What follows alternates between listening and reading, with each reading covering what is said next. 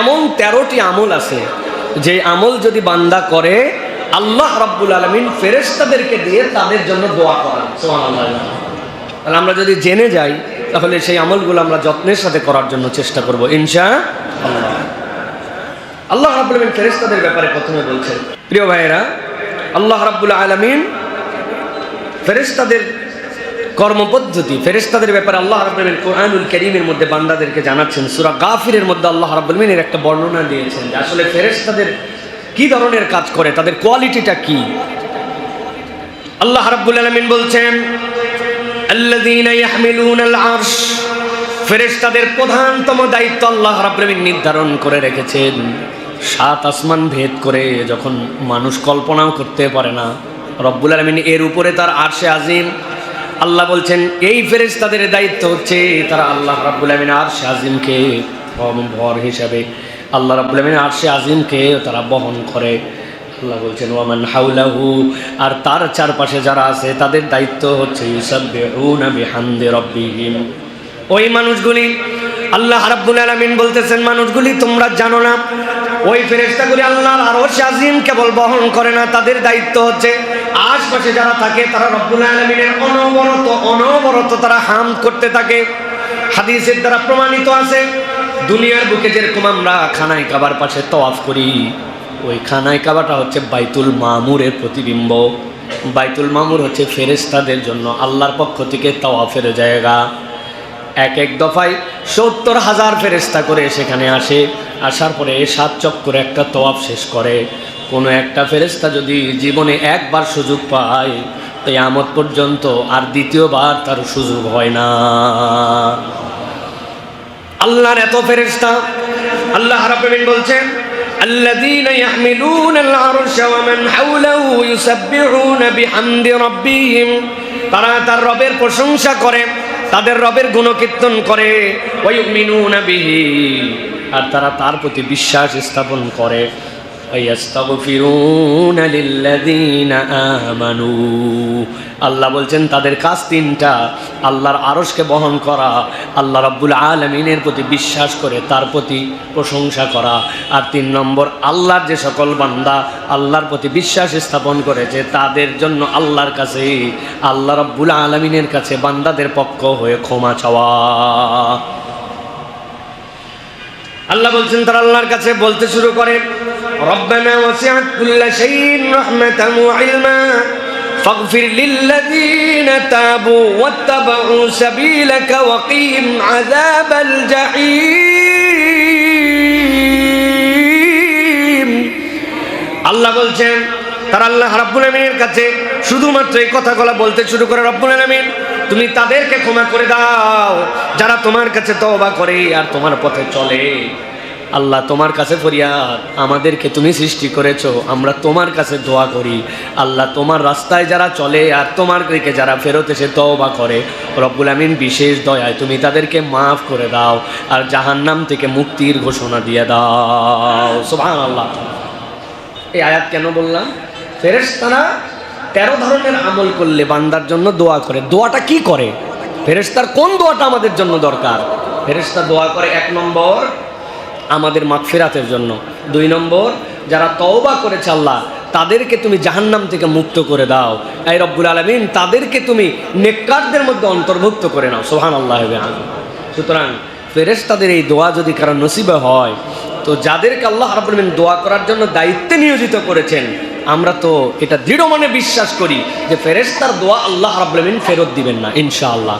কেননা ওরা অ্যাপয়েন্টেড লোক, এই দায়িত্ব পালন করার জন্য ইউনিফর্ম করে তারা আসছে। আপনি রাস্তায় মাঝে মাঝে চাইলে স্বেচ্ছাশ্রম দিয়া আপনি ট্রাফিকিং করতে পারেন, কিন্তু আপনি অ্যাপয়েন্টেড লোক না। যেই লোকটা ইউনিফর্ম পরা, বেতন পায়, অ্যাপয়েন্টেড, তার দায়িত্ব হচ্ছে এইটা, তখন সে অথরিটি হোল্ড করে। আপনি চাইলেই যে কোনো একটা গাড়ি চালায়া জোরে গেছে বলে আপনি তারা কেস দিবেন, আপনার অথরিটি নাই, এটা আপনাকে অ্যাকসেপ্ট করা হবে না। আর আল্লাহ বলছেন এই ফেরেশতা যাদের কোনো গুনাহ খাতা নাই, স্বাধীন ইচ্ছা নাই, আল্লাহ রাব্বুল আমিন যাদেরকে তার সৃষ্টি হিসাবে রেখেছেন, তাদের দায়িত্ব আল্লাহর আরশকে বহন করা, তার আশপাশে আল্লাহর হামদ করা, আল্লাহর প্রতি ঈমান আনা। আর যারা দুনিয়াতে ঈমান আনে তাদের জন্য আল্লাহর কাছে ইস্তেগফার করা, ক্ষমা চাওয়া, তাদের জাহান্নাম থেকে মুক্তির জন্য দোয়া চাওয়া। সুবহানাল্লাহ। Can you imagine? আপনি চিন্তা করতে পারেন এই ফেরেশতারা আমাদের জন্য দোয়া করে। তো আমি আর দীর্ঘ ভূমিকা না, একদম টু দ্য পয়েন্ট আপনাদের কাছে এরকম 13টা আমলের কথা বলি, একদম সহজ সহজ, প্রত্যেকটা কাজ আমরা করতে পারবো, এরকম বিষয়গুলি আল্লাহ রাব্বুল আলামিন আমাদের জন্য দিয়েছেন। একটা উসুল মনে রাখবেন, হারাম আমাদের জন্য প্রয়োজনীয় নয় জন্যই হারাম, এর মধ্যে আমাদের কোনো প্রয়োজন নাই, আল্লাহ এই জন্যই হারাম করেছেন। আর হালাল বান্দা পালন করতে পারবে জন্যই হালাল, এটা যদি কঠিন হতো আল্লাহ হালাল বানাতেন না, এটা উসুল। হারামের মধ্যে অনেক সুখ, হারামে এইটা বাদ দেবো কেমনে, আপনি বাদ দিতে পারবেন জন্যই আল্লাহ হারাম বানাইছেন, আপনি করতে পারবেন জন্যই আল্লাহ হালাল বানাইছেন। আল্লাহ আপনার জন্য এরকম দেন নাই যে একটা পাজল দিয়ে দিলাম, মিলাতে পারলে মিলা, লটারি দিয়ে দিলাম, না, হারাম আপনার জন্য কোনো উপকার নাই, এই জন্য আল্লাহ হারাম বানাইছেন। এইটা যদি ঈমান না থাকে তাহলে আমাদের জন্য ঝামেলা। বুঝাতে পারছি আপনাদেরকে? আল্লাহ আমাদেরকে বুঝার তৌফিক দান করেন। 1 নম্বরে ফেরেশতা যে আমলের জন্য বান্দাদের জন্য দোয়া করেন, সেটা রাসূলুল্লাহ সাল্লাল্লাহু আলাইহি ওয়াসাল্লাম বলছেন, কোনো বান্দা যদি সালাতের জন্য ওয়েট করে, নামাজের জন্য অপেক্ষা করে, নামাজের জন্য সে ধীরস্থিরভাবে অপেক্ষা করতে থাকে যে কখন আমার সালাতের ওয়াক্ত আসবে, কখন আমি সালাত আদায় করব, বান্দা যতক্ষণ অপেক্ষা করে আল্লাহর ফেরেশতা ততক্ষণ তার জন্য দোয়া করে। নবীজি সাল্লাল্লাহু আলাইহি ওয়াসাল্লাম বলছেন, আল মালাইকাতু তুসাল্লি আলা আহাদিকুম মা দামা ফি মুসাল্লাহ। একটা বান্দা যতক্ষণ পর্যন্ত তার মুসাল্লায় ওযু করে বসে থাকে, অপেক্ষা করছে কখন জামাত শুরু হবে, কখন আমি নামাজে দাঁড়াবো, আল্লাহ বলছেন তোমার অপেক্ষা যতক্ষণ, ফেরেশতা তোমার জন্য আল্লাহর কাছে দোয়া করে ততক্ষণ। নবীজি সাল্লাল্লাহু আলাইহি ওয়াসাল্লাম বলছেন, মা লাম ইউহদিস, সে যদি পবিত্র অবস্থায় থাকে, ওযু অবস্থায় থাকে, ফেরেশতা আল্লাহর কাছে বলতে শুরু করে, আল্লাহুম্মা গফির লাহু, এই রব্বুল আমিন তোমার বান্দা পবিত্র অবস্থায় নামাজের জন্য অপেক্ষা করে, আমি আল্লাহর ফেরেশতা হিসেবে তোমার কাছে ফরিয়াদ দিলাম, তোমার বান্দাকে তুমি মাফ করে দাও। আল্লাহুম্মা রহামহু, এই রব্বুল আমিন তুমি দয়া করে ওই বান্দার প্রতি দয়া করো। লা ইয়াজালু আহাদুকুম ফি সালাতিন মা দামাতিস সালাতু তাহসিবু। আল্লাহ নবী সাল্লাল্লাহু আলাইহি ওয়াসাল্লাম বলতেছেন, ওই মানুষটা নামাজের জন্য দাঁড়ায় আছে, লা ইয়ামনাহু আইয়ান কালিবা ইলা আহলিহি ইল্লা সালাহ, যতক্ষণ পর্যন্ত সে সালাতের জন্য যায়, বাড়ি ফেরত আসার আগ পর্যন্ত, ওই বান্দা সালাতের উদ্দেশ্যে বেরিয়েছিল, আবার বাড়ি ফেরার আগ পর্যন্ত যতক্ষণ এই সময়টুকু যায়, সে মনে করছে বাড়ির থেকে বেরিয়ে মসজিদে আসছি, মসজিদে আসার পরে তো 1:30টার সময় জোহরের সালাত, 1:20 বের হয়েছে, সালাত আদায় করতে 10 মিনিট গেছে, আবার 1:40 রওনা দিয়ে 1:50 সময় বাড়িতে গেছে। নবীজি বলছেন, বাড়ি থেকে বের হয়ে আবার বাড়িতে ফেরার আগ পর্যন্ত সে কন্টিনিউ সালাত আদায় করলে যে সওয়াব হয়, আল্লাহ তার আমল নামায় এই কন্টিনিউ সালাত আদায়ের সওয়াব লিখে দেন। অথচ বান্দা করছে 4 রাকাত, 2 রাকাত, 10 রাকাত সালাত জোহরের পড়ে গেছে, 12 রাকাত পড়ে গেছে, লাগছে 5-7-10 মিনিট, কিন্তু আসার যাওয়া মিলে গেছে আধা ঘন্টা। ওই বাড়ির থেকে বের হওয়ার থেকে বাড়ির যাওয়া পর্যন্ত আল্লাহ ফেরেশতাকে বলছেন, লিখতে থাক, আমার বান্দা সালাতে ছিল, সালাতে ছিল, সালাতে ছিল। সুবহানাল্লাহ ওয়া বিহামদিহি। আর ওই যে বসে গেছে যতক্ষণ অপেক্ষা করছে, তখন আল্লাহ স্পেশাল ফেরেশতা পাঠিয়েছেন, তুই 2টা দোয়া করবি আমার কাছে, আল্লাহ এই বান্দাকে মাফ করে দেন, আর এই বান্দাকে আপনি আল্লাহ রহম করেন, এই বান্দাকে মাফ করেন, এই বান্দাকে রহম করেন, এই বান্দাকে মাফ করেন, এই বান্দাকে রহম করেন। ওই বান্দা হয়তো পাশের জনের সাথে তখন গল্প করতেছিল, প্রয়োজনীয় কথা বলতেছিল, সে কথা বলতেছে, কিন্তু আল্লাহর ফেরেশতা তার জন্য, যে এখনো সালাতে দাঁড়ায় নাই, তার জন্য দোয়া করতেছে। সুবহানাল্লাহ। তাহলে আমাদের নিজেদের জীবনে মাঝে মাঝে এরকম একটু আগে ভাগে আসা, একদম ঘড়ির টাইট টাইম দেখে যে 1:29 মিনিট 30 সেকেন্ড, এখনো 30 সেকেন্ড বাকি আছে, একটু বাইরে আড্ডা দিয়ে নেই, 2টা গল্প মেরে নেই, এখনো সময় হলো না, এরকম না মনে করে, যদি মনে করি যে ফেরেশতাদের দোয়াটা আমার জীবনে দরকার, তাহলে অযথাই মাঝে মাঝে এসে বসে যেতে হবে, যে অন্তত পক্ষে আমি একটু বসি, আল্লাহর জন্য অপেক্ষা করি, করে রব্বুল আলামিনের কাছ থেকে একটু সওয়াব কামাই করি, ঠিক না? লিডারের পায়ের কাছে বসার জন্য কত লোক দৌড়াদৌড়ি করে, তাই না ভাই? ইজ্জত, শরম, হায়া, লজ্জা কিচ্ছু কাজ করে না। কারণ কি? কারণ আছে, যৌক্তিক কারণ, কারণ এইটা করেই তাকে সামনে এগোতে হবে। সে অযৌক্তিক কোনো কাজ করে না, তেল মারে, পাম মারে, তেল মর্দন করে, অযথাই ঘুরে, কারণ কি? তার স্বার্থ।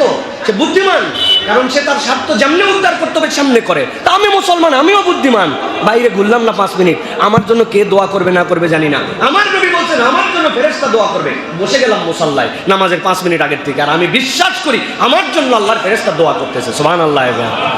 পারবো তো ইনশাআল্লাহ মাঝে মাঝে। আল্লাহ ফেরেশতাদের এই দোয়া আমাদেরকে নেওয়ার তৌফিক দান করেন।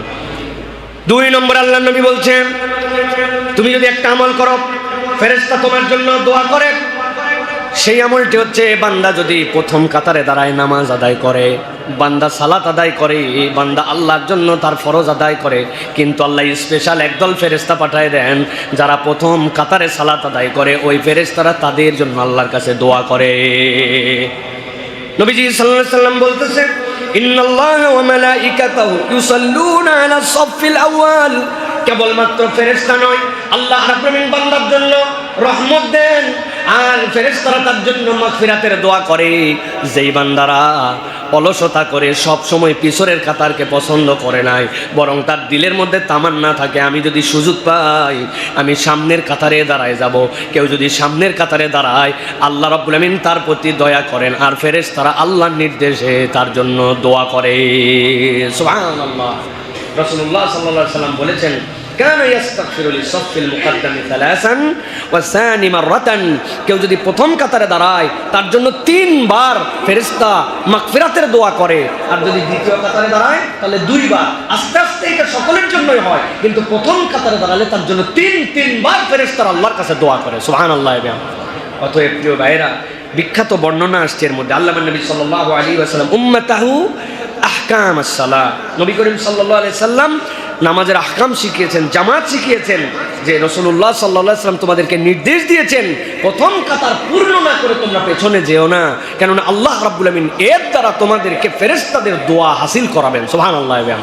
অতএব আমাদেরকে প্রথম কাতারের মুসল্লি হওয়ার জন্য একটু দিলের মধ্যে অনুপ্রেরণা লাগবে। প্রিয় ভাই, এক শ্রেণী আছে জীবনেও কোনোদিন প্রথম কাতারে নামাজ পড়ে না, আছে না ভাই? এখানে কেউ আছেন ভাই যে আমার লাইফে কোনোদিন প্রথম কাতারে নামাজ পড়িনি? আমি হাত তুলতে পারবেন ভাই? এখনো তারা আসে নাই, তারা আসবে, আরেকটু পরে আসবে ইনশাআল্লাহ। এইগুলো মানুষ তো 9:30টার সময় চলে আসছে, এনারা তো সামনে বসা নিয়ে পিড়াপিড়ি করে। প্রিয় ভাইরা, অতএব আমাদেরকে প্রথম কাতারে বসার জন্য এটা চেষ্টা করতে হবে। কেন? আমি আল্লাহর দয়া আর ফেরেশতার দোয়া চাই, এটা লাগবে তো আমাদের জীবনে, না ভাই? আবার কতকে আছে সুবহানাল্লাহ, নবীজি বলছেন না, প্রথম কাতারে ফজিলত জেনে ফেললে তোমাদের জন্য লটারি করা লাগতো। অনেকে আছে একদম কোনো সুযোগই দেয় না। আমাদের কিছু মুরব্বী আছে, এই যে দখল দিছে মনে করেন 8টার দিকে এসে, আপনারা আমাদেরকে মাঝে মাঝে একটু বসতে দিয়েন অনুগ্রহ করে। আপনারা তো অনেক দোয়া কামাই করছেন আলহামদুলিল্লাহ। মাঝে মাঝে পিছন থেকে একজন ডাইকে নিবেন, আয় ফেরেশতার দোয়াটা নে বাবা, সবসময় তাহলে পিছনে যাস কেন? আমি অবাক হয়ে যাই, একজন আরেকজনের ঠেলে দেয়, আছে না ভাই? সামনে দিকে একজন আরেকজনকে ঠেলে দেয় না? এই ঠেলে দেওয়া বিরাট ইবাদত, দেখেন এবার সময়। নবীজি সাল্লাল্লাহু আলাইহি সাল্লাম বলছেন, ফেরেশতার 3 নম্বর দোয়া কারা পায়? আল্লাহ নবী সাল্লাল্লাহু আলাইহি সাল্লাম বলতেছেন 3 নম্বর দল তারা, ইন্নাল্লাহা তাআলা ওয়া মালাইকাতাহু ইউসাল্লুনা আলাল্লাযীনা ইয়াসিলুনা আস-সুফূফ ওয়া মান সাদ্দা ফারজাতান রাফাআহু আল্লাহু বিহা দারাজাত। আল্লাহ নবী বলছেন 3 নম্বর দল, আল্লাহর ফেরেশতা তাদের জন্য দোয়া করে, আল্লাহ যাদের জন্য স্পেশাল রহমত দেন, যারা কাতার পূরণ করে করে দাঁড়ায়। আর আল্লাহ নবী বলছেন সাথে সাথে, ওয়ামান সাদ্দা ফারজাতান, যেই ব্যক্তি কাতারের গ্যাপ পূরণ করে, ফাঁকা জায়গা পূরণ করে দাঁড়ায়, আল্লাহর ফেরেশতা তার জন্য দোয়া করে। সুবহানাল্লাহ। অতএব আমি কাতার সোজা করে দাঁড়াবো, একদম সফ মিলায়ে, একটা সফ দেখলাম একটু হেঁটে গেলে বাম পাশে অনেক কষ্ট, সাত করে এখানে দাঁড়াই গেলে হয় না। আমি আল্লাহর রহমত চাই, ফেরেশতার দোয়া চাই, কষ্ট করে কোনায় চলে গেছি, যাই ওই জায়গার গ্যাপটা পূরণ করছি আমি, আল্লাহ রাব্বুল আলামিন সাথে সাথে তার প্রতি রহমত দিবেন। একটা স্পেশাল ফেরেশতা, জেনারেল না, প্রত্যেকের চ্যাপ্টার ভাগ করা আছে, ওই ফেরেশতার সাথে সাথে তার সাথে লেগে যাবে। ও সালাত আদায় করে, আর আল্লাহ ফেরেশতার দায়িত্ব দিয়েছেন তুই খালি ওর জন্য দোয়া করতেই থাকবি, করতেই থাকবি। সুবহানাল্লাহ। আর যে কাতারের গ্যাপ পূরণ করে, এখন সামনে ফাঁকা হয়েছে, আমি ধাক্কায় দেই, ভাই যান যান, আপনি আল্লাহর দোয়া নেওয়ার জন্য যান, আপনার জন্য ফেরেশতা দোয়া করবে, আমার দরকার নেই ভাই, আগান আপনি ভাই। উনি ফাঁকা দিয়া, তাহলে তো উপকার, ঠিক না ভাই? আপনি অনেক ভালো মানুষ, আল্লাহ আপনাদেরকে এটা কন্টিনিউ করার তৌফিক দান করুক। ধাক্কায় আরেক বাইরে অন্তত পক্ষে যাতে আমরা সওয়াব নিতে পাঠাই, তবে নিজেরও মাঝে মাঝে একটু নেওয়ার দরকার আছে, আছে না ভাই? আমি এখন জায়নামাজ পারছি, চিন্তা করছি এটা তো আমার জায়গা, সামনে গেলে আমার জায়নামাজ আরেকজনের পা পড়লে এটা যদি গুনাহ হয় না, এই জন্য এই জায়নামাজ পার্টি আরো ধাক্কায় সামনে, উনি সাইড দিয়ে আরেকজনের সামনে দেয়, খারাপ না, ভালো, আপনি আপনার আরেক বাইরে ফেরেশতার দোয়া পাওয়ায় দিচ্ছেন, আরেক বাইরে আল্লাহর রহমত পাওয়ায় দিচ্ছেন। কিন্তু আল্লাহ বলছেন এটা অপরকে ধাক্কানোর আমল না, এটা তোমার আমল। যেই ব্যক্তি নিজে কাতার পূরণ করে, যেই ব্যক্তি নিজে কাতারের গ্যাপ পূরণ করে, ইন্নাল্লাহা ইউসাল্লুনা ইন্নাল্লাহা ওয়া মালাইকাতুহু ইউসাল্লুনা, আল্লাহ এবং তার ফেরেশতারা আল্লাহর রহমত করে এবং তার জন্য দোয়া করে। আল্লাহ নবী সাল্লাল্লাহু আলাইহি সাল্লাম বলতেছেন কার জন্য? আলাল্লাযিনা ইয়াসিলুনা সুফুফ, যারা কাতারটা সোজা করে, গ্যাপটা পূরণ করে, আল্লাহ তার জন্য সওয়াব দান করেন। সুবহানাল্লাহ। এই জন্য সাহাবায়ে কেরামের আমল ছিল দাঁড়ানোর পর আবার দেখে নিতেন যে আমি এত দূর ফাঁকা করে দাঁড়াইছি কিনা, যে আরেকটা বাইরে নেওয়া যায় কিনা। আমাদের ওরে বাবারে বাবা, আমাদের যে কাতার হয়, আমি যদি ওই কাতার ঠিকঠাক মতো দেখি, প্রত্যেক কাতারে 5 জন লোকেরা ঢুকান যাবে, গায়ের সাথে লাগলে আরো মাইন্ড করে, আরে ভাই একটু রিল্যাক্স করে নামাজ পড়তে দেন তোরে ভাই, কি সব পরে এসে চাপাচাপি করেন আপনি এগুলা। উনি একটু ফাঁকা ফাঁকা রিল্যাক্স করে দাঁড়াইছে, এদিকে এক বিগ গ্যাপ, ওইদিকে এক বিগ গ্যাপ, ওই জায়গায় শয়তানির রাজিম এসে আপনার সাথে সিরিয়াল দিছে। বিতাড়িত শয়তান আপনার ওই ফাঁকার মধ্যে বসছে, শয়তান আপনার মাথার মধ্যে এটা ঢুকাইছে।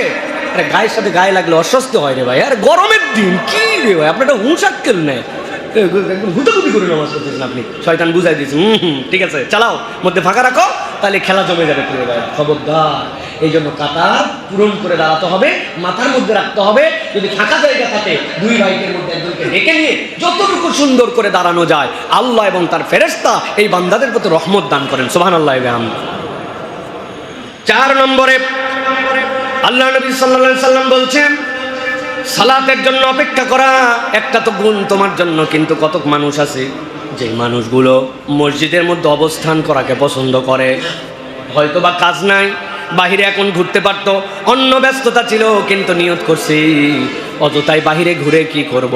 ওই বান্দা এরপরে অজু করে, অজু করার পরে একবার যদি মসজিদে এসে বসে থাকে, শুধু কোনো জিকির করে না, আজকার করে না, কিছুই করে না, অজু অবস্থায় আল্লাহর ঘরে আদবের সাথে যদি অপেক্ষা করে আর বসে যায়, আল্লাহ নবী বলছেন যারা মসজিদে অজু অবস্থায় অপেক্ষা করে, আল্লাহর একদল ফেরেশতা এই মসজিদে বসে থাকার কারণে তাদের প্রতি আল্লাহর কাছে ক্ষমা প্রার্থনার দোয়া করে।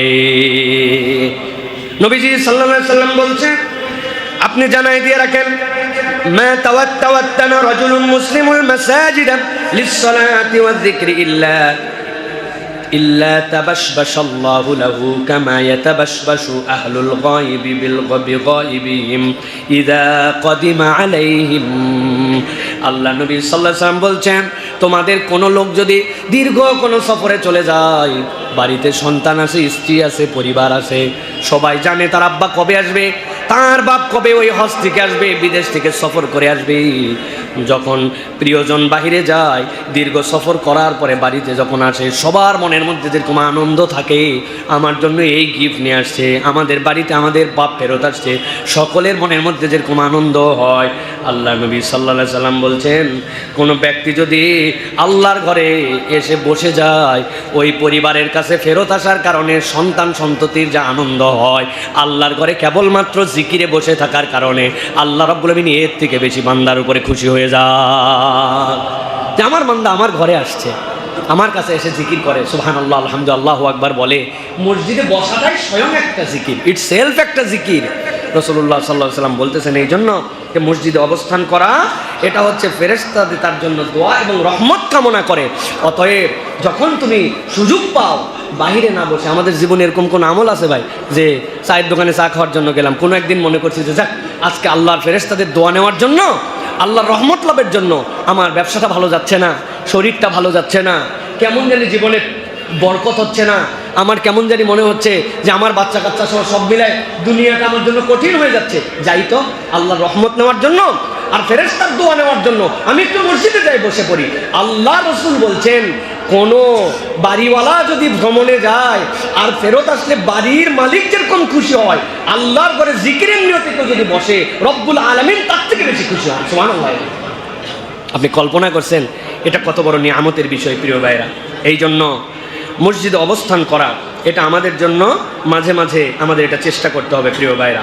5 নম্বরে আল্লাহ রাব্বুল আলামিনের কাছে দোয়া করে ফেরেশতারা, এই ইনোসেন্ট যারা, এই ফেরেশতাদের 5 নম্বর দোয়ার সাবজেক্ট হচ্ছে, দুনিয়াতে মানুষ যদি আল্লাহর দেওয়া জ্ঞান অর্জন এবং আল্লাহ রাব্বুল আলামিনের দিকে মানুষকে ডাকে, এই আমলটা যদি তার মধ্যে থাকে, আমি শিখছি, কি জন্য শিখছি? আল্লাহ রাব্বুল আলামিনের দেওয়া নির্দেশনা অনুযায়ী আমি জ্ঞান অর্জন করছি, আমি ইলম অর্জন করছি, আর আল্লাহ রাব্বুল আলামিনের জন্য আমি মানুষকে ডাকছি, ভালো দিকে মানুষকে আমি ডাকছি। এই কাজ যতক্ষণ করো এই বান্দা, আল্লাহ রাব্বুল আলামিন ততক্ষণ একদল ফেরেশতা লাগায় রাখেন যে আমার বান্দার জন্য তুমি কন্টিনিউ দোয়া করতে থাকো। সুবহানাল্লাহ। আল্লাহ রাসূল সাল্লাল্লাহু আলাইহি সাল্লাম বলছেন, ইন্নাল মালাইকাতা লাতাদাউ আজনিহাতাহা রিদাল লিতালিবিল ইলম। দুনিয়ার বুকে যখন কেউ জ্ঞান অর্জন করতে চায়, আল্লাহ রাব্বুল আমিনের দেওয়া জ্ঞান থেকে সেইটাকে অন্বেষণের পিছে যায়, আল্লাহ রাব্বুল আমিন বলছেন ফেরেশতাগণ তার প্রতি খুশি হয়ে যায়, আর ফেরেশতা যখন খুশি হয়ে যায় তার জন্য আল্লাহ রাব্বুল আলামিনের দেওয়া তাদের কুদরতি পাখাগুলা তাদের জন্য বিছায়া দেয়। সুবহানাল্লাহ। আল্লাহ রাব্বুল আমিনের নবী বলছেন, ওয়া ইন্নাহু লা ইস্তাগফিরু লিল আলিমি মান ফিস সামাওয়াতি ওয়াল আরদ। আসমান জমিনের ভিতরে যত কিছু আছে সব কিছু যারা আলেম তাদের জন্য আল্লাহর কাছে মাগফিরাতের দোয়া করে। হাত্তাল হিতান ফিল মা ওয়া ফাদলুল আলিমি আলাল আবিদি কাফাদলিল কামারি আলা সাইরিল কাওয়াকিব।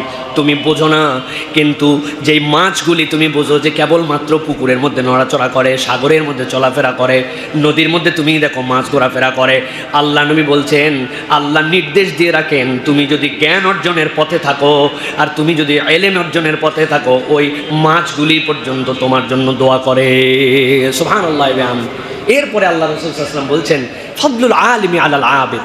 একজন ব্যক্তি কেবলমাত্র ইবাদত করে, জ্ঞান অর্জন করে না, ইলম নাই, সে ভালো, সেও বান্দা ভালো, কিন্তু কেবলমাত্র সে ইবাদত করে, আল্লাহ নবী বলছেন একজন জ্ঞানীর অবস্থান একজন নিরেট কেবল ইবাদত গুজারের উপরে তেমন সমস্ত তারা কমালার উপরে যেরকম চাঁদের অবস্থান, চাঁদটা জলজলে বেশি, ওই রকম আল্লাহর কাছে ইবাদতকারীরও দাম আছে, কিন্তু একজন আলেমের দামটা চাঁদের মতো। সুবহানাল্লাহ। এই আলেম মানে কি? খতিব সাহেব না, ইমাম সাহেব, মাদ্রাসার হুজুর না, যিনি দিন শিখবেন, ইসলাম শিখবেন, আল্লাহর বিধান জানেন, হালাল চিনেন, হারাম চিনেন, আল্লাহ রাব্বুল আলামিনের শরীয়তের জ্ঞান যার মধ্যে আছে, এই জ্ঞান অর্জন করলে আল্লাহ রাব্বুল আলামিন তাকেও আলেম হিসাবে গ্রহণ করবেন। তবে শর্ত একটা আছে, যে ইলমটা অর্জন করেছেন ওইটা অনুযায়ী আপনি আল্লাহকে ভয় করেন কিনা, ওইটা অনুযায়ী আপনি আল্লাহর জন্য আমল করেন কিনা। কেবলমাত্র অর্জনের ইলম না, জ্ঞান তো শয়তানেরও ছিল, মুআল্লিমুল মালাইকা, সকল ফেরেশতার ওস্তাদ, ওস্তাদের ওস্তাদ বলে না ভাই, এই পৃথিবীতে ওস্তাদের ওস্তাদ বলতে একজনই, এটা হচ্ছে শয়তান। কিন্তু এটা তো তাকে বেনিফিট দেয় নাই, কেননা সে আল্লাহ রাব্বুল আলামিনের কাছে নিজেকে নিবেদিত করে নাই, সে মুসলিম হয়ে যেতে পারে নাই। এই জন্য প্রিয় ভাইরা, জ্ঞান এটা অর্জন করলে আল্লাহর ফেরেশতারা আমাদের জন্য দোয়া করেন। সুতরাং আমাদের সব সময় নিজেদের জীবনে কিছু পড়ালেখা করা, কিছু জ্ঞান অর্জন করা, নতুন কিছু শেখা, দ্বীনের ব্যাপারে একটা আগ্রহ থাকা, এটা আমাদের জন্য একদম ম্যান্ডেটরি, এটা সকলের জীবনে লাগবে। আপনার মাথার কাছে কিছু বই থাকবে, আপনার পড়ার জন্য বই থাকবে, আপনার গাড়িতে বই থাকবে, আপনার অফিসে বই থাকবে, যে এই চ্যাপ্টারটা আমি শেষ করলাম, ভাই আমি পণ্ডিত হয়ে ফতোয়া দিব না, কিন্তু যাকাত কেমনে ইসলামে দিতে হয় এ বিষয়ে আমার কোনো ধারণা থাকবে না। আচ্ছা, দুনিয়াব্যাপী তো পেনাল কোড আছে, ইসলামের পেনাল